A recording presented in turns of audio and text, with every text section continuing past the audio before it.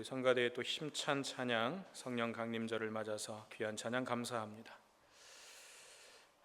지난 주일에 우리가 함께 나눴던 내용이 뭐였냐면 물이 메말라버린 그 르비딤에서 하나님께서 반석에서 물이 터져 나오게 하시고 이스라엘 백성들의 그 목마름을 단번에 해결해 주신 그 내용이었습니다. 그런데 그 사건이 단순히 반석에서 물이 나온 그런 기적의 이야기, 단순히 그런 의미가 아니라 지극히 높으신 하나님께서, 가장 높은 곳에 계신 그 하나님께서 이스라엘의 죄와 허물을 하나님께서 친히 담당하시고 이스라엘 백성들에게는 은혜를 베푸시는 하나님의 그 측량할 수 없는 사랑에 관한 이야기, 그것이 지난 시간에 우리가 함께 살펴보았던 내용이었어요. 하나님께서는 모세 앞에 있는 그 반석 위에 서시겠다고 하셨습니다. 그런데 그 하나님께서 반석 위에 서겠다, 내가 거기에 서리니, 그 서신다라고 하는 말의 본래의 의미가 종이 주인을 위해서 서는 것, 그 의미였어요. 하나님께서 그렇게 이스라엘 백성들을 섬겨주시기 위해서 그곳에 서셨어요. 그리고 모세의 지팡이로 반석을 치게 하셨을 때 결국 그 지팡이는 하나님을 치는 것이었습니다. 그러나 그것을 통해서 반석에서 물이 터져 나오게 하시고 이스라엘 백성들에게 생명의 물을 공급해 주셨습니다. 그래서 모세의 지팡이로 쳐서 깨어진 그 르비딤의 반석은 십자가에서 못 박히심으로 자신의 몸을 깨뜨리신 예수 그리스도를 예표하고 있는 것이었고, 반석에서 강같이 흘러나온 물은 예수 그리스도의 그 십자가로부터 흘러나오는 영원한 생명과 구원의 은혜를 예표하고 있는 것이었습니다.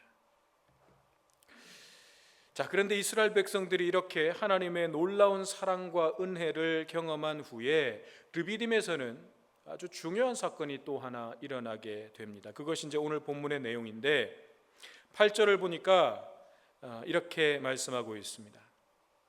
그때에 아말렉이 와서 이스라엘과 르비딤에서 싸우니라. 그때에 라고 하는 것은 반석에서 물이 쏟아져 나오고 이스라엘 백성들의 그 물 문제가 해결되고 나서 얼마 후에 라고 하는 뜻이에요. 이스라엘 백성들이 그렇게 하나님의 은혜를 경험하고 난 후에 그때 느닷없이 아말렉이 르비딤으로 쳐들어오는 바람에 이스라엘은 아말렉과 전쟁을 하게 된 것입니다.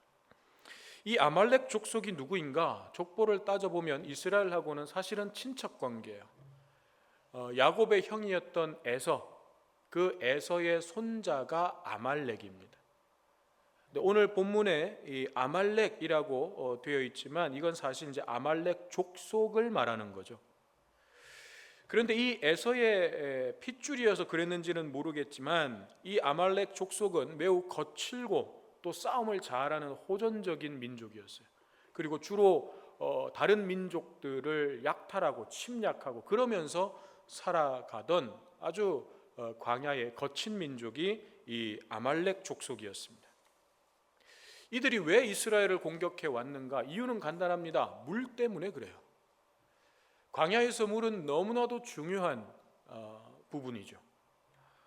그런데 그동안 이 르비딤은 물이 나오지 않아서 메말라 버려서 과거에는 굉장히 크고 유명한 오아시스로 명성을 날렸을지는 모르지만 물이 메말라 버린 르비딤은 더 이상 사람들의 발길이 끊어지고 잊혀져 버린, 버려진 오아시스였습니다. 쓸모없었습니다.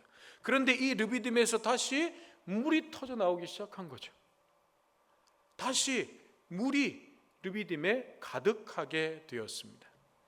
이 소식은, 이 소문은 사방으로 퍼져 나가게 된 것이고, 그 소식을 들은 이 아말렉 족속은 물이 있는 이 르비딤을 빼앗기 위해서 이스라엘을 공격해 온 것입니다. 오늘 이 시간에는 이 이스라엘과 아말렉의 싸움을 함께 살펴보면서 그 안에 담긴 영적 의미들을 함께 찾아보려고 합니다.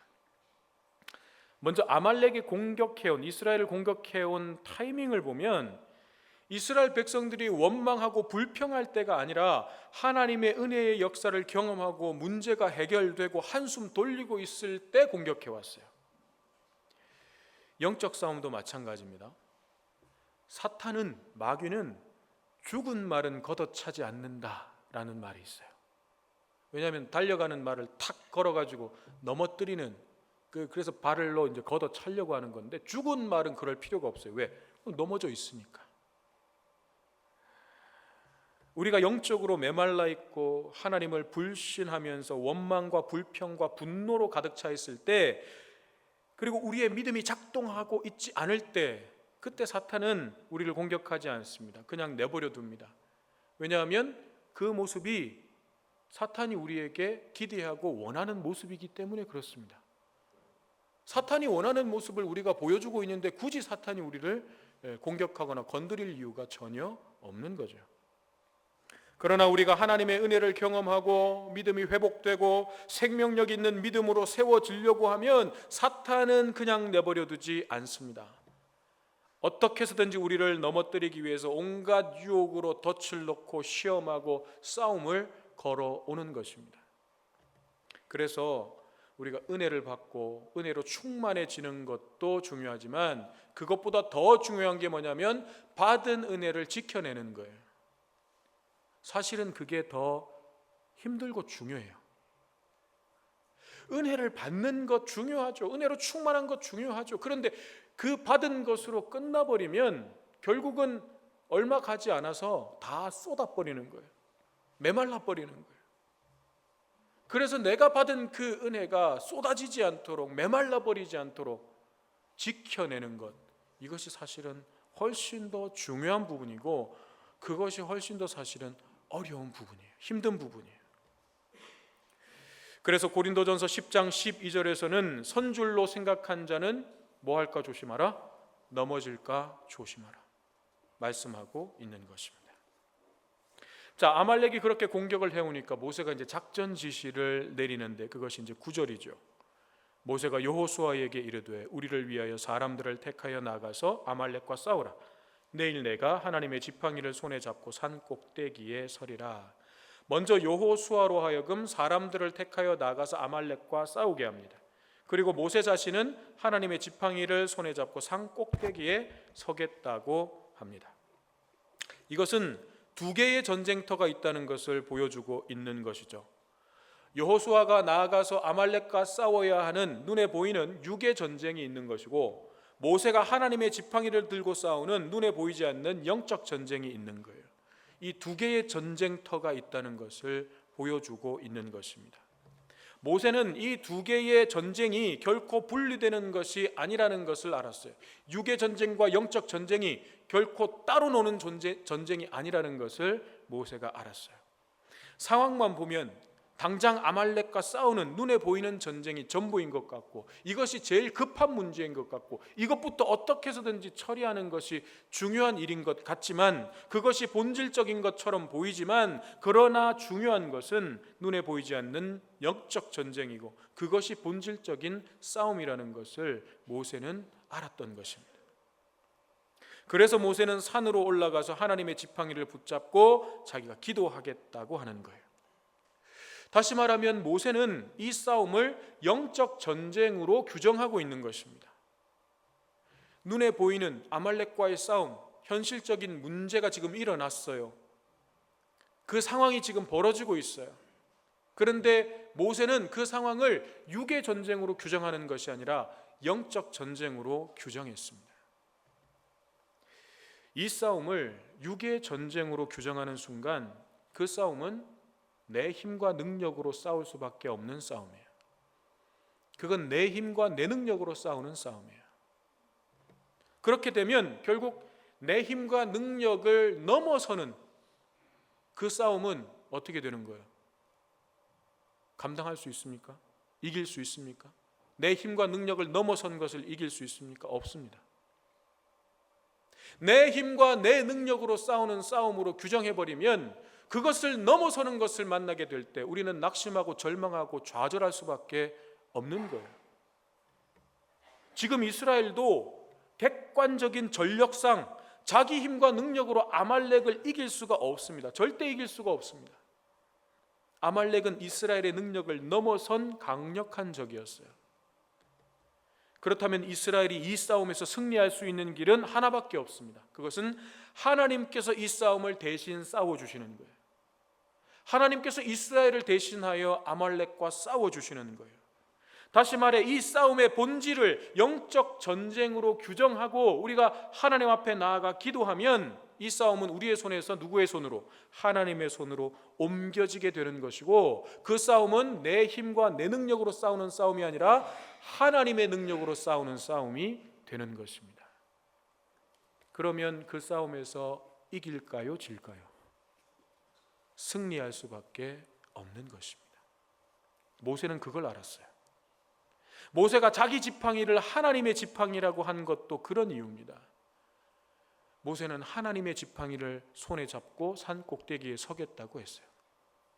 자기 지팡이잖아요. 그런데 모세는 그것을 하나님의 지팡이라고 불렀습니다. 나는 이길 수 있는 능력이 없습니다. 세상을 압도할 만한 힘도 없습니다. 그러나 우리에게 주신 기도라고 하는 하나님의 지팡이는 우리의 삶 속에 하나님의 능력과 역사가 임하는 통로가 되는 것입니다. 그렇다면 우리는 우리의 삶의 현장에서 매일같이 일어나는 그 치열한 육의 전쟁을 어떻게 규정해야 하겠습니까? 육의 전쟁으로만 규정하고 내 힘과 내 능력으로 싸우시겠습니까? 아니면 영적 전쟁으로 규정하고 하나님의 능력으로 싸우시겠습니까? 선택은 우리 각자의 몫입니다. 자, 그렇게 모세가 이 싸움을 영적 전쟁으로 선포하고 나아갔더니 어떤 일이 벌어졌는가? 11절입니다. 모세가 손을 들면 이스라엘이 이기고 손을 내리면 아말렉이 이기더니. 모세가 손을 들면 이스라엘이 이기고 손을 내리면 아말렉이 이겼다는 거예요. 손을 들었다는 것은 기도했다는 거죠. 모세가 기도했다는 거예요. 우리는 기도하면 정해져 있는 딱 그 개념이 있어요. 무릎 꿇고 눈 감고 두 손 모으고. 이것이 기도 자세의 정석이죠. 주일학교 때 저도 선생님들이 자 기도하자, 무릎 꿇고 눈 감고 두 손 모으고, 선생님들이 항상 그 말씀을 기도 전에 해주셨어요. 그런데 이스라엘 사람들에게, 히브리 사람들에게 가장 절박하고 간절한 기도는 하나님을 향해 두 손을 들고 기도하는 거예요. 그래서 우리도 하나님 앞에서 두 손 들고 기도할 때도 있죠. 저는 이것이 하나님 앞에 두 손을 드는 이 모양이 하나님 앞에 항복을 선언하는 것이라고 여깁니다.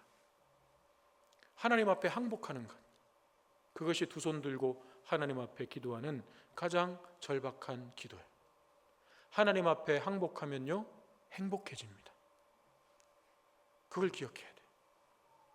모세는 하나님 앞에 두 손을 들고 기도했습니다. 그래서 모세의 기도가 끊어지지 않고 계속될 때에는 이스라엘이 이기고, 모세의 팔이 떨어졌다는 것은 기도가 중단됐다는 말이에요. 그 기도가 중단되었을 때에는 아말렉이 이겼다는 것입니다.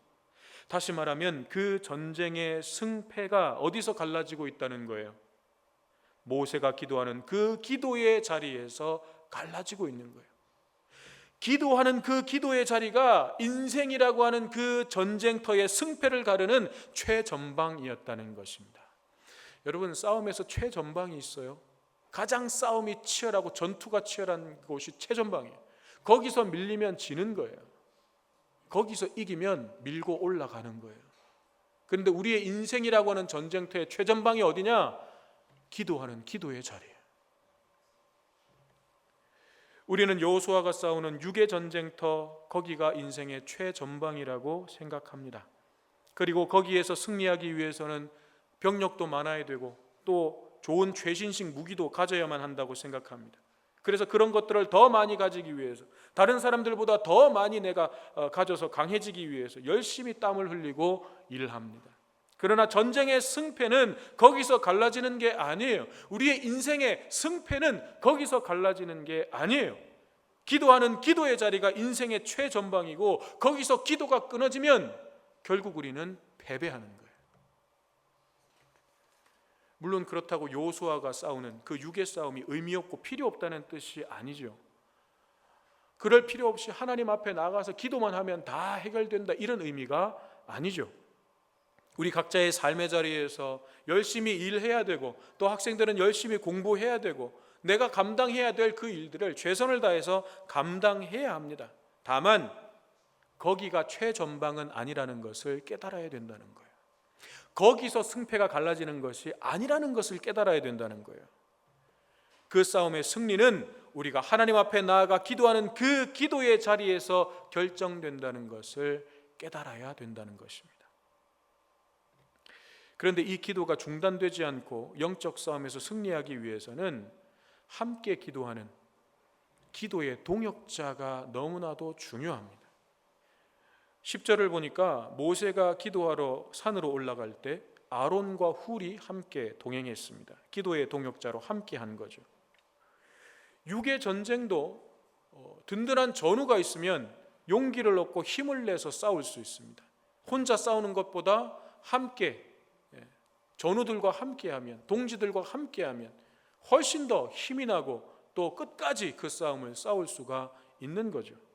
마찬가지로 영적 전쟁도 함께 할 수 있는, 함께 싸울 수 있는 기도의 동역자들이 반드시 필요합니다. 혼자 싸우면 지칠 수밖에 없습니다. 혼자 싸우다 보면 결국 주저앉을 수밖에 없습니다. 그러나 함께 싸우고 함께 기도하는 동역자들이 있으면 힘들고 지쳐도 다시 일어설 수 있는 것이고, 끝까지 싸워서 승리할 수가 있는 것입니다. 그래서 12절에도 보면 모세의 팔이 피곤해서 떨어지니까 아론과 훌이 돌을 가져다가 모세의 아래에 놓아서 앉게 하고, 한쪽에 한 사람씩 팔을 들고 모세의 팔을 붙잡아 들어 올렸습니다. 그리고 그 손이 해가 지도록, 떨어지지 않도록 함께 했습니다.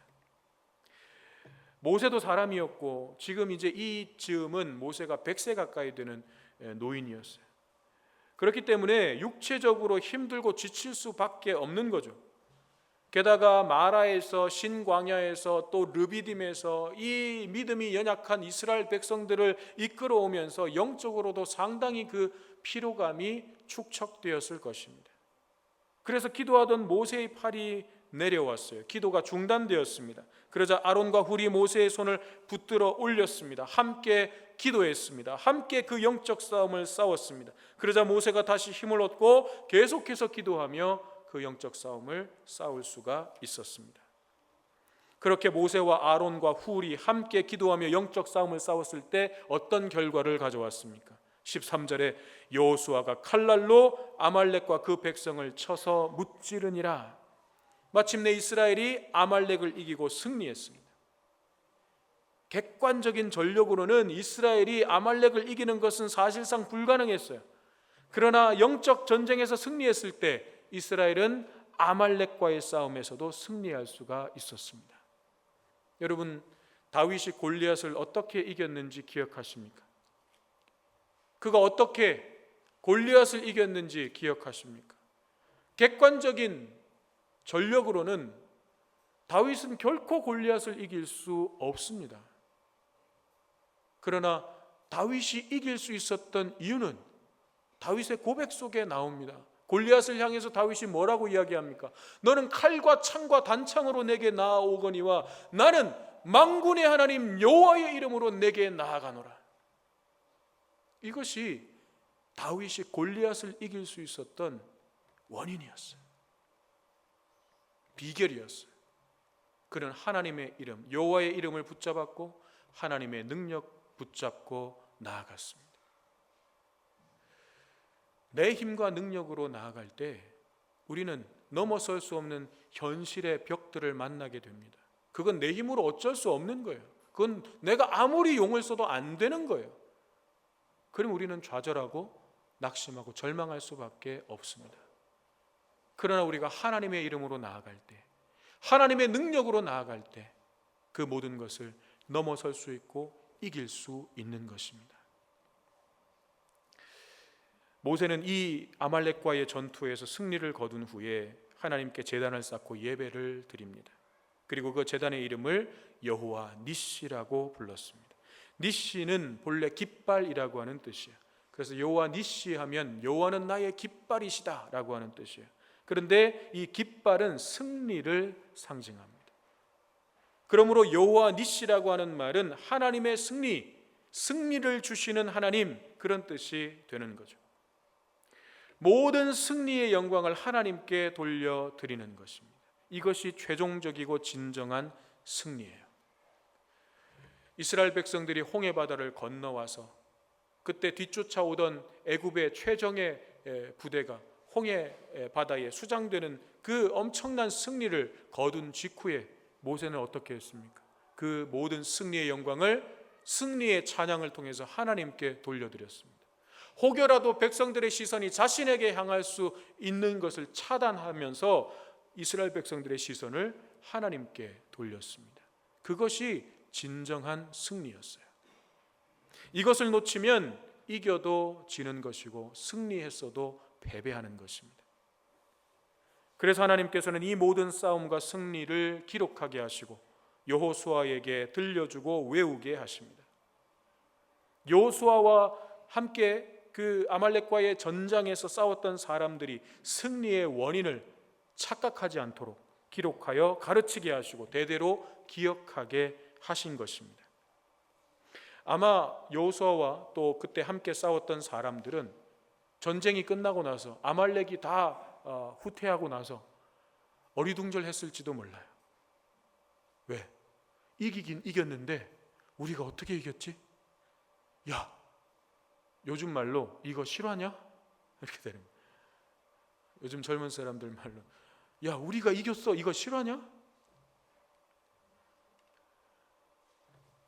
물음표가 던져지는 거죠. 그런데 하나님께서는 그 물음표에 오답을 쓰지 않도록, 틀린 답을 쓰지 않도록 정답을 기록하게 하신 것입니다.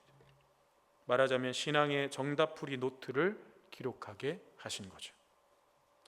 르비딤을 마사와 무리바라고 부르게 하셨던 것이 이스라엘 백성들의 오답 노트였다면, 아말렉과의 전투와 여호와 니시의 승리를 기록하게 하신 것은 신앙의 정답풀이 노트를 쓰게 하신 것입니다.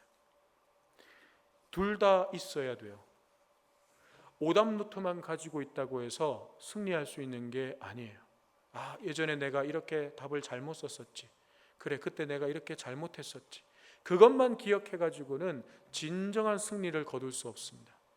승리의 기억이 있어야 돼요. 승리의 확신이 있어야 돼요. 그래서 아주 작은 것에서부터 내가 승리하는 승리의 경험을 맛봐야 돼요.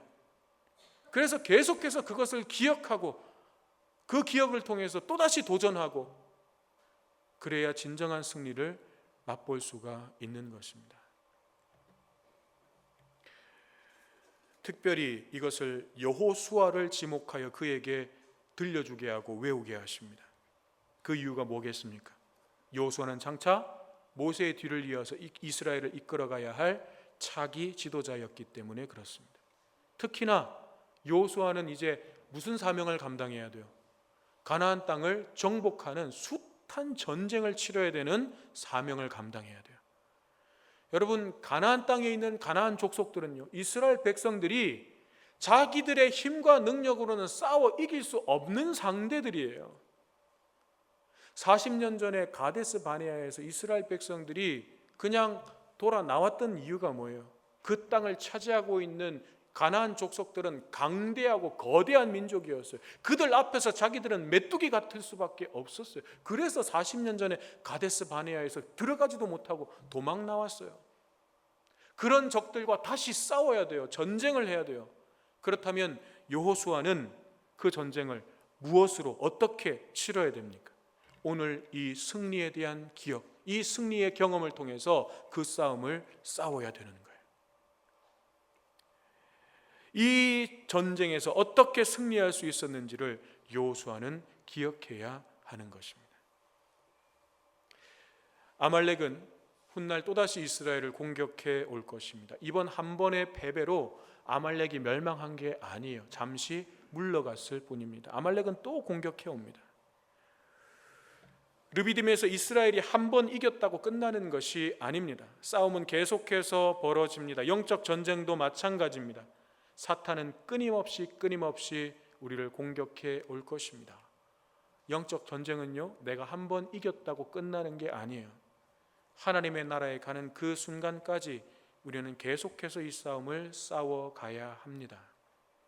그러나 우리가 두려워할 필요가 없는 것은 우리에게 승리를 주시는 하나님, 여호와 니시의 믿음으로 나아갈 때 하나님께서 그 싸움을 싸워 주시는 거예요.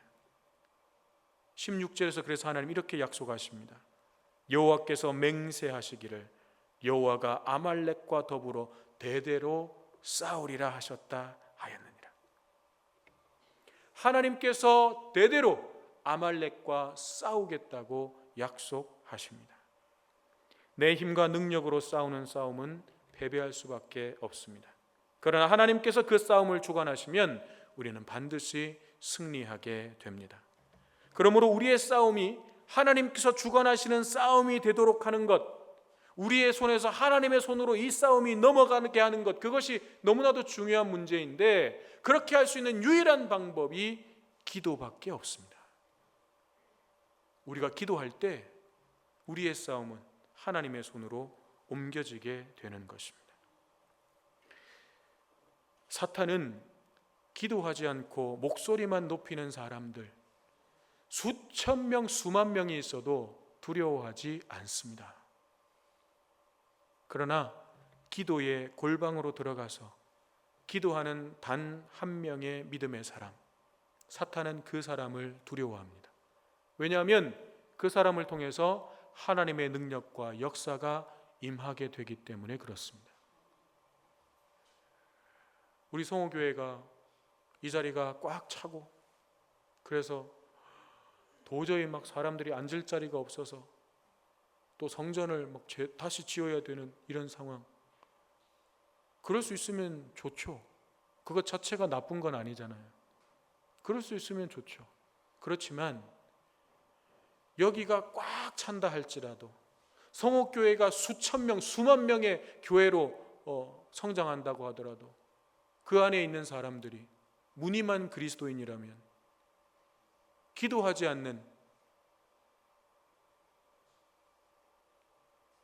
하나님 앞에 기도하지 않는 사람들이라면, 목소리만 높이는 사람들이라면 그 교회는 아무것도 할 수 없습니다. 사탄은 그런 교회 절대 두려워하지 않습니다. 그러나 오늘 우리 성호교회가 비록 숫자는 얼마 되지 않는다고 할지라도 저와 여러분이 한 사람 한 사람이 기도하는 믿음의 사람이 될 때 성호교회는 사탄이 두려워하는 주님의 교회가 되는 거예요. 하나님 나라의 거룩한 역사를 감당하는 주님의 교회로 쓰임받게 되는 것입니다. 우리의 인생의 최전방이 기도의 자리, 영적 싸움의 자리라는 것을 깨닫고 날마다 말씀과 기도로 하나님 앞에 나아갈 수 있게 되기를 바랍니다. 그리고 그곳에서 성령의 충만함을 얻게 되기를 바랍니다. 여러분, 성령이 우리 안에 계시는 것과 성령의 충만함을 사모하는 것은 다른 의미예요. 여러분 안에는 성령님이 계십니다. 의심하지 마세요.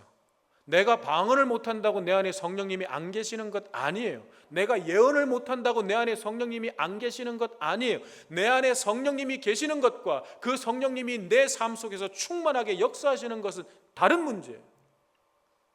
우리는 성령의 충만한 역사하심, 그 삶을 사모해야 되는 거예요. 여러분 안에 성령님이 계십니다. 여러분들이 정말 예수 그리스도를 나의 주로 고백한다면 성령님은 여러분 안에 계십니다. 그 성령님께서 여러분의 삶을 주관하시고 충만하게 역사하시도록 이제 우리가 주님께 우리의 삶을 내어드려야 되는 것입니다. 그럴 때 성령님은 충만하게 역사하십니다. 이 성령 강림절을 지나면서 성령의 충만한 삶을 살아가는 저와 여러분 되시기를 주님의 이름으로 축원합니다.